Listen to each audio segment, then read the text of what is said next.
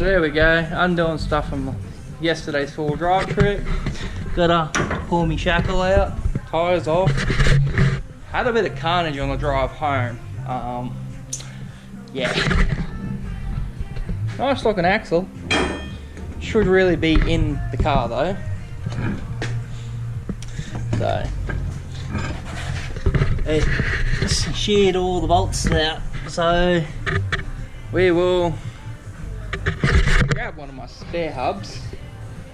It's not for my ute, it's for my brother's ute, so I will make sure that the hub flange is in the same spot, because my brother's got a 75 whereas mine's 60. There you go, that's the hub there. It's actually missing studs, so yeah, I got to make sure that that flange is the same distance from there and from the bottom, because 75s have disc rear, I'm drum rear, so I've got to make sure that flange is in the right spot. As to that gap for the drums to work. But yeah, a bit too much right foot on a intersection. We were done 4-wheel driving. I was on the way home and she busted the axle. The axle itself is fine, there's no damage to it, but there is a little bit of wear on the corners of one of the dowels. So yeah, bit of carnage from the weekend, but you know, you anticipate these things. I did check it while we were on the track and one of the bolts was loose, so I had a feeling that it was going to break, but luckily, and then she just put her in 4-wheel drive and drive home on the front end. Mint.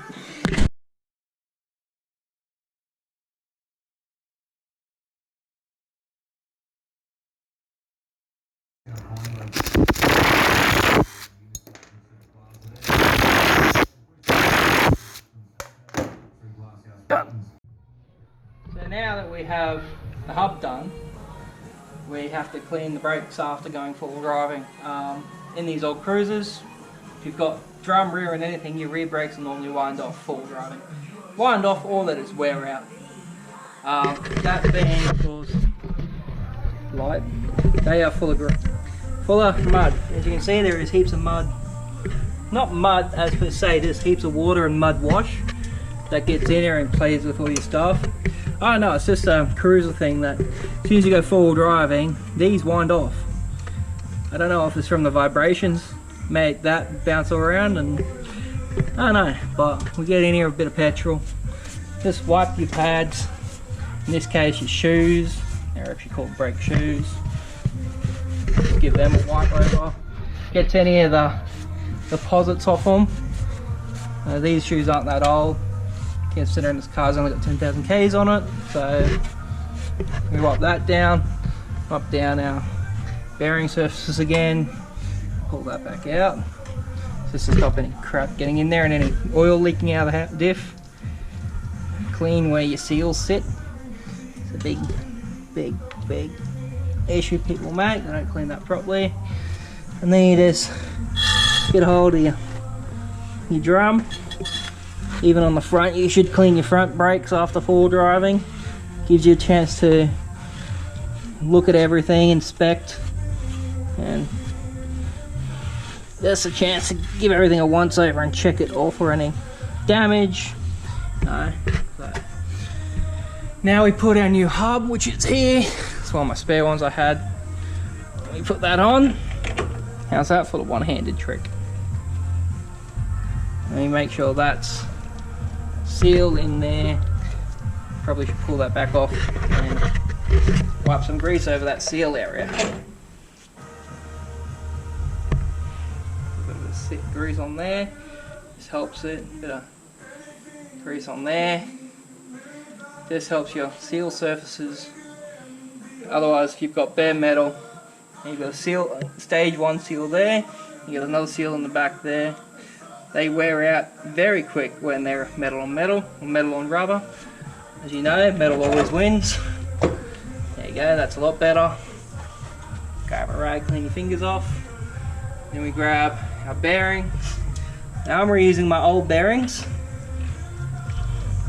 only because they were brand new for the vehicle, so they're only 10,000 k's old. The bearings on these any cruiser are good for 50,000 kilometers as per instruction manuals and servicing manuals. So by any means, I am not an actual mechanic. I've just done this for a fair few times. So on my old cruiser I used to do hubs monthly. Just part of being a P plater and having a full drive, you brake stuff. So next we put in our big nut. I don't exactly know what these are called, but you wind that bugger in and you grab a screwdriver if you don't have the proper lock tool and just do that up. Now here's also where you stop for a little bit, check your brakes again, you put the back together, so you put your brake assembly on, put your wheel on. You have to adjust these properly, otherwise if your bearings are too loose or too tight you're going to break axles or break axle studs. Turns out mine were a little bit too tight, but see how it goes. Get these brakes together, hub on, and I'll get back to you. Yep. Right, so now that we're here, we've got the tyre on, the brakes are somewhat adjusted. We can adjust them through the back for fine tuning for the handbrake. Now we have to check that the bearing has the right tolerances, which is quite a pain, but this is the time consuming task other than running and changing all the bearings. I just need my small screwdriver, which is just there. So, now that guaranteed lines up. Almost. Yep, that there lines up. You spin the wheel. You let it stop. Yeah. Spin it the other way. That noise you can hear is the brake shoes on the drum. It's quite hard to get a drum that's actually centered and true, but that you don't worry about. So now we grab it top and bottom. You want ever so slight movement on them bearings. So there is about 2mm tolerance. Now some people say there shouldn't be any movement on your hub. I've found that having just that little bit with the right wheel studs, or not wheel studs, axle studs or axle dowels, that a little bit of movement's no worries. Too much movement, then your axle flexes as you drive down the street, and it also makes it a lot more prone to bending the housing, bending your spindles which your bearings and stuff sit on. People can go on for ages. I'm not the first one to do a video on doing bearings on a cruiser. I'm just doing it, making a video out of something I'm doing. So that there is good enough for me. So I'm using a small screwdriver as a locator. There is a washer in the back there, so that won't spin. So we leave that in there. We meant to leave that in there. Don't go that side this time. We grab one of our little screws that lock it in. We're up the end of that, and we put it in there. Then we grab our big screwdriver. You always want the right screwdriver for the bolt or screw or whatever you're doing, because a small screwdriver will strip the head off these screws. You can see this one's already got a bit of wear, but you find once a screwdriver fits perfectly. Normally I use a big impact screwdriver, impact socket. I found this screwdriver is enough. I can get a good grip on it. And you don't want these screws too tight. If they're too tight, then you have issues undoing them, and that's when you destroy the heads. So you do that up a little bit of grease that's sitting there. You push around. Then we grab our new axle seal, which I cleaned with a bit of oil because it had a bit of smudge on it. We put that in there.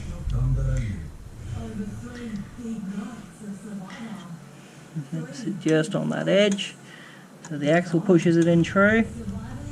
Always a pain in the butt to get right. you'll be very careful what you use to pry on them, because if you damage the edge, they are buggered. So that is our wheel. Get that bit of grease out of crap out of the grease.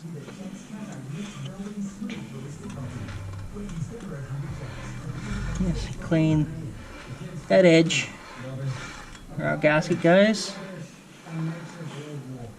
I'll get a bit of petrol or some wax and grease remover and I'll clean all these threads. I'll put new dowels in it. I've got extended ones there, and we'll do it on up, and then we'll be good. Then we'll do the other side, because the other side needs to be cleaned at least, because the thing's been, I think I was up to my side steps yet last night or yesterday in the mud water, so I just want to clean all my brakes and give this thing a clean so she's nice and pretty.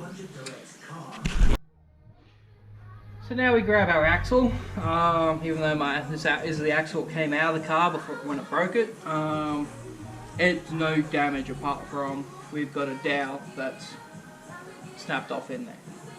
But I've got a way to get that out. I use one of my new dowels. I used aftermarket dowels and I use aftermarket bolts. Probably why this axle broke, because these bolts they're a 12.5 tensile hex head, so an Allen key head. They're 60 mil long or 65 mil long. They're the smallest you get, with a little bit of a shoulder there. The shoulder helps hold your cone washer and your spring washer from factory. If you don't run them, you have a lot of issues with these walking around on the stud holes, because your axle is call it chamfered. So I think it is. I think that's what the word is anyway, chamfered. Does at an angle for the cone washer to sit in, which helps lock the axle technically onto the bolt or your stud, which holds it onto the hub. The bolts don't technically hold load. There it is, torque to spec. Factory torque spec on this. These are, I think they're like 12 or 14 Newton meters in the book. I've got my factory Gregory's manual for this car, so I've done this a few times. But yeah, the surfaces are cleaned. I'll just knock that dowel out quickly, and then I'll put the sealers I use and the gaskets on, and we'll smack her on in. Yeah. So, let's knock this dowel out. Where's my hammer? I just got to find somewhere safe to do it.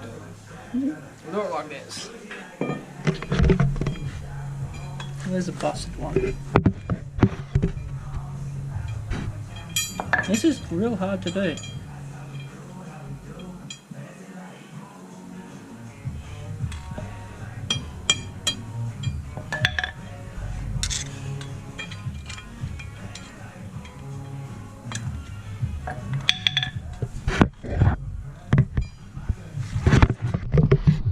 So we grab our rag just to protect the end of the spline. We'll set that on down. Okay. We put our dowels in. There is a certain way they go in. You put that there. This dowel is bigger than the hole it's going in. Only just. Probably should take this wheel off because it's still dirty. I don't want to contaminate the surface, so I'll get back to it. So, now we grab our gasket maker. What was that? Oh, one of the bolts. So for me, I use this aviation former gasket. As you can see, it's old. So I put some of this. I think I can get the bottle open. It's been a while. Oh. It's been about a year since this stuff's been opened. Because about a year ago is when I built this chassis in driveline. So we put a bit of this carefully around. Less is more with this stuff. Too much and it never sets off. So you just put it. Doesn't matter if it touches the inside. It's no harm to your bearings. It will not. Won't impede with your grease. Won't do anything to your grease. Just want a nice little coat of it. Try and get it there. It's more so to help the gasket bind.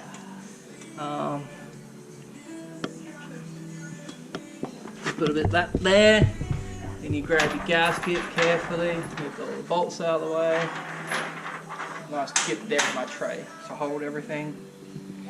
So you grab a gasket, you figure out where your holes are. This is a multi-use gasket, so it does have extra holes in it. Then you grab your axle and you apply a little bit to the end of your the same surface on your axle. Very hard to do this and get it right. I mean, you're not going to mess it up, it's just put that on my boot. Get more of a spread around. Just go around it again, get that. There's a heavy patch there, you can see it by the colour. Also doesn't smell too bad, but doesn't smell the best. Then carefully insert.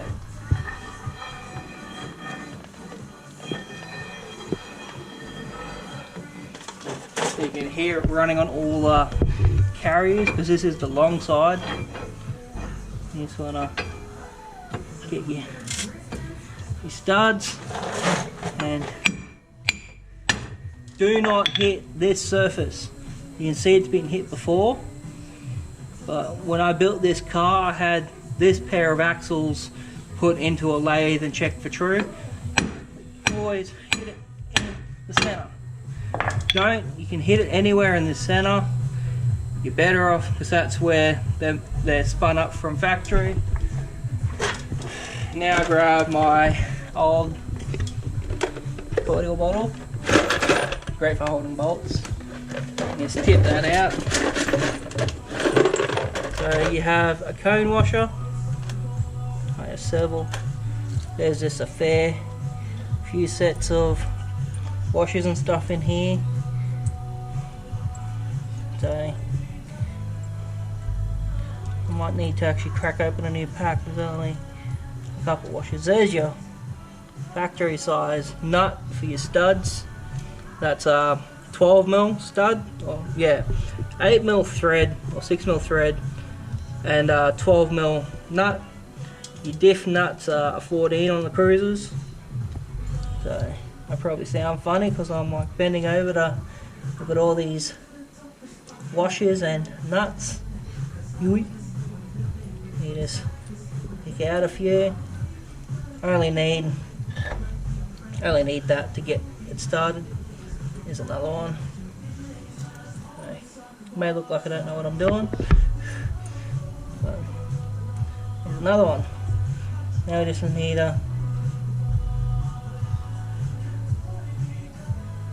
that's a housing cone. So the issue with this pack, I have got a few different kinds. So now you just grab them all. You put a spring washer, and then you find the cone, you put the cone over the bolt. And try and carefully do your thread up. Then you grab another one. Now these parts may look dirty, but this container gets put in fuel to clean the parts. Just carefully start it off. Try another one. There's another one there. Next time I may do away with all the spring washers and just keep the cones. But they were put there for a reason by Toyota, so this is great fun. I could doing this stuff for a job. It's a big washer.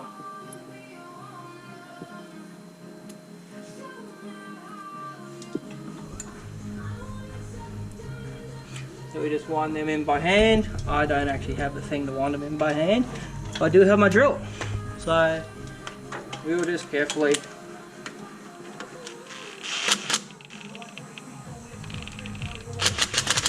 I don't know why the Walt drills always do that. But you see that one in.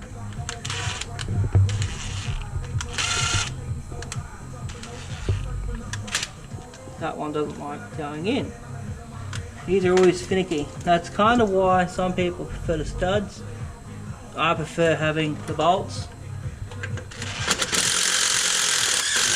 They do just look cooler. You can see the gasket maker coming out of the corners. So you do have to be sort of sparingly with it, but at the same time you don't. Put that one up to there. I'll run a tap down them too. So they seem to be a little bit finicky. And voila. So dip the rest of these out. I'll find some proper washers and show you when it's done.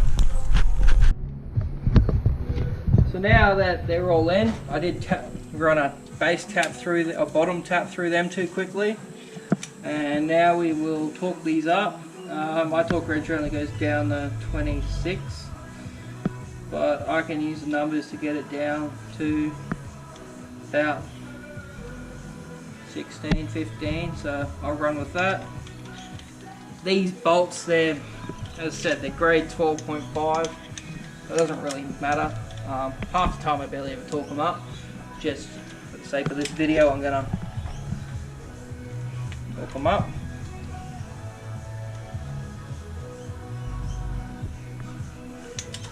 That's real tight.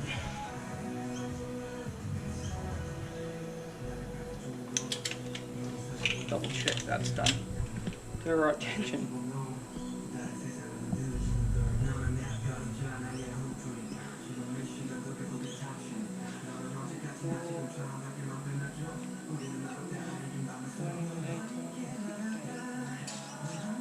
Pull it down to about 14. It should be about there. Do the lock back up. Back onto this one. This is why I don't lend my stuff out to people, because I haven't used this since I got it back from a mate who did a head gasket. So yes, I've done a head gasket on one of these motors. Actually, if you look right here, this is the head gasket I've done. This is out of my old one that belongs to that guard, and the tailgate sitting there. They've done compressions 3 and 4. So what happens when you have a bad head gasket from factory. Not from factory, I had a bad head gasket from the engine builder, and he reused the old 30-year-old bolts. So after that I've done that gasket myself. Back to this. We will just nip these up. I don't want to over torque them because I don't want to pull the threads out of the hub. I don't know what it'll do, if it'll pull the threads out of the hub or if it'll just blow the bolts up. Because when these bolts looks like that every time I've done one of these bolt setups, the bolts on the threads, they shatter. So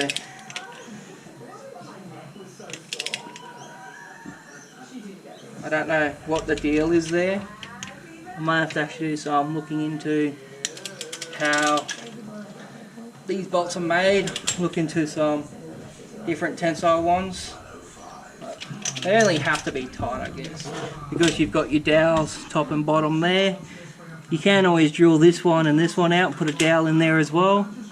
I've seen people put a dowel there and a dowel there, and they've drilled them two out and put bolts in there as well. But when you look at that surface is all sealed the whole way over. It's in gear. So yeah, we'll clean up our little mess of bolts here and put it all on, and I'll see you on the other side.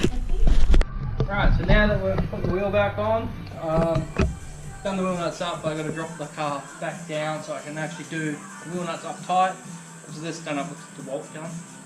So now we'll drop this down, I'll put it onto that wheel. I won't take the wheel off the ground, I'll undo them wheel nuts, do these wheel nuts up all the way, move all my stuff around that side, and I'll get that wheel nut taken off and the brake assembly off.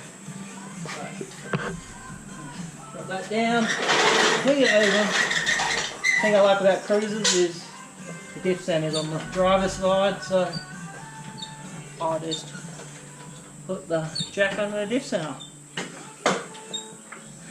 Find its place. Leave that there. Now we come back over here. Screw that up. Find the right one again. Always last one you try. This is why I never trust a gun to do anything up tight. There's two quarter turns. There's a quarter turn, and there's another quarter turn. And a quarter turn, another quarter turn. So most people like your tyre garages will torque your wheel nuts on. I don't see the point. Again, I do them up tighter than a torque wrench. So that's that done. Now you grab, I'll need that. I'll come back for the cleaners. Around the other side.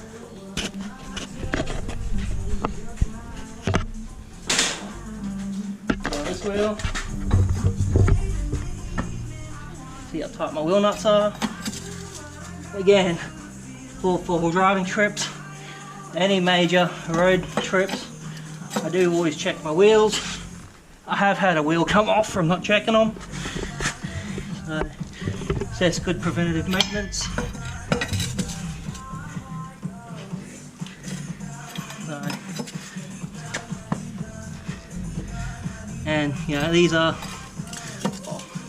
this car is a 30-year-old, 34 years old this car is, so, well, technically, but not technically.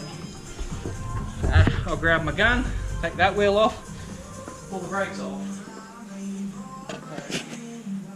While I'm over here, I'll also grab the fresh rag, the fuel for cleaning the brakes. Yes, it's in another container. That's not out of breath. It is hot, it is humid. Good old Brisbane at the moment.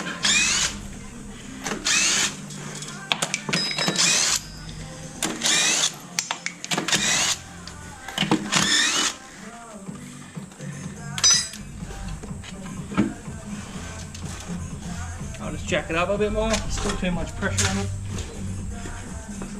Actually, I don't think I even took the wheel all the way off the ground. There we go.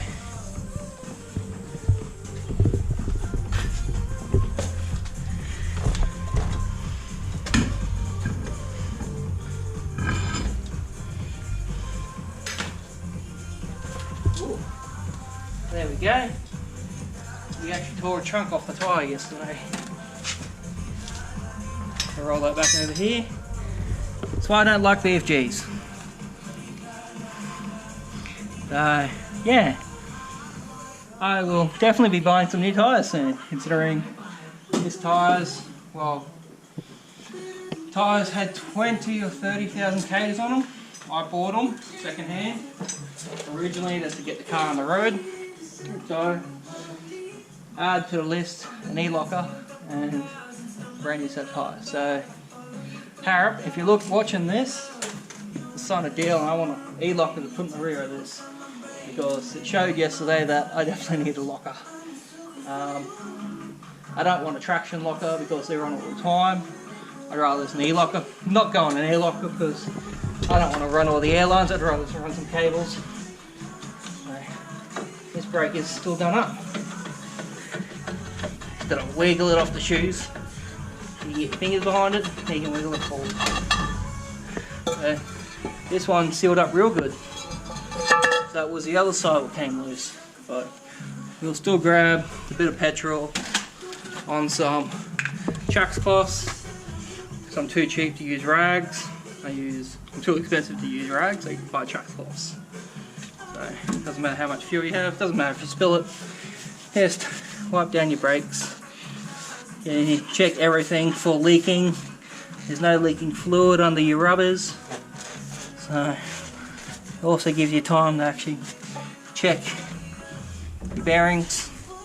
Obviously there's no play there. While you're under here, you also check like your breathers, your brake lines, check the tray mounts, check my pre-filter, which I'll have to get cleaned. This wheel should be nice and easy to clean up and throw back on. The other wheel had the issue. So, I don't know why the axle broke the studs. I don't know if it was just too much right pedal while full driving yesterday, or there was an underlying issue. You know, they do get checked regularly. I might just, I don't know, do enough preventative maintenance on this thing. So we'll put that back on. Yes, got to make sure you don't let the holes line up. There is a hole on this, on your hub. Yes, a couple of punks there. Pull your wheel nuts and shit back out of the way.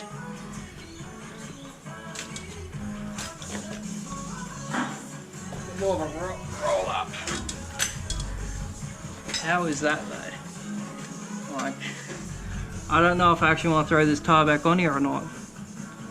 I don't know what I drove over or I drove through to rip a whole chunk of rubber off, considering that's meant to be the same as that.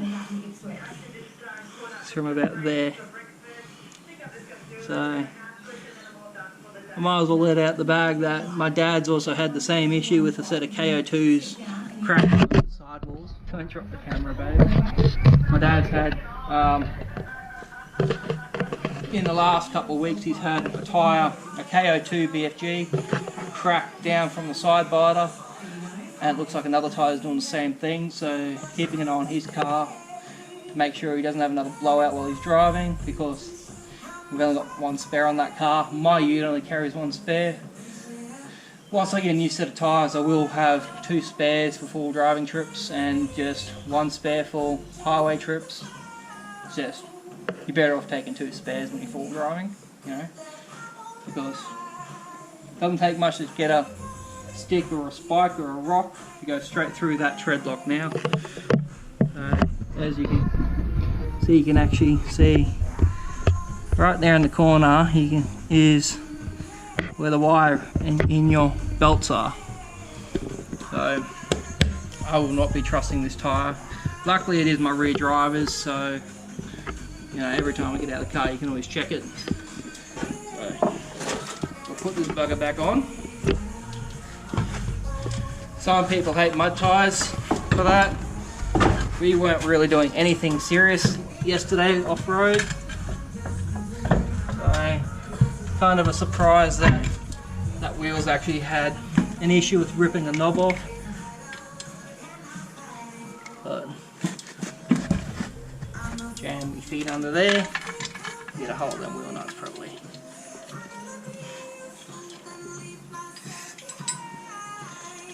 Missing a wheel nut. Thanks. There you go, tie the seat in. Again, you just check the hub. These are your factory studs. That dowel walks out occasionally, but it is in all the way. So we just do these wheel nuts back up. I always do a cross pattern. Just helps with lining the rim up over the hub.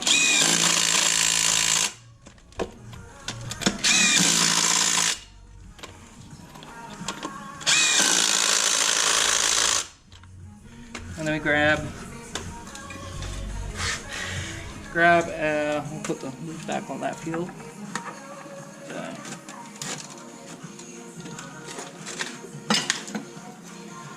do this up.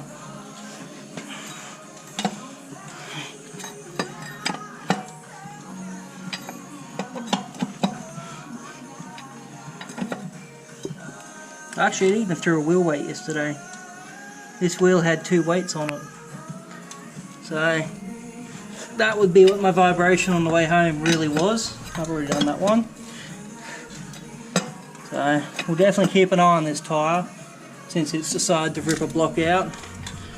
Even here on the outside, it got into some... We weren't really driving like flicking rocks. So I don't know what track we went down to rip a tyre nub off. Considering glasshouse is nice and slippery yesterday. Bit of rain we've had lately, keeping the tracks nice and damp to keep the dust down for us. There we go. So we'll drop this down. I'm not going to wash the car today. I'm just going to do a maintenance day. Go through. I'll check all my body mounts. I'll check, make sure my guards haven't come loose because there's bolts to the tray top. Clean my side steps off. Decide if I'm going to paint them or not. Believe it or not, they are raw steel. I didn't have time to paint them or decide what I wanted to paint them in, so I just bolted them on to protect the sills on the weekend. Whether have them or not, because when you spend as much time as I did building this car, last thing you want to do is punch your sill in, and I don't think anyone wants to punch a sill in because it destroys your car. And yeah, we'll check the front end now.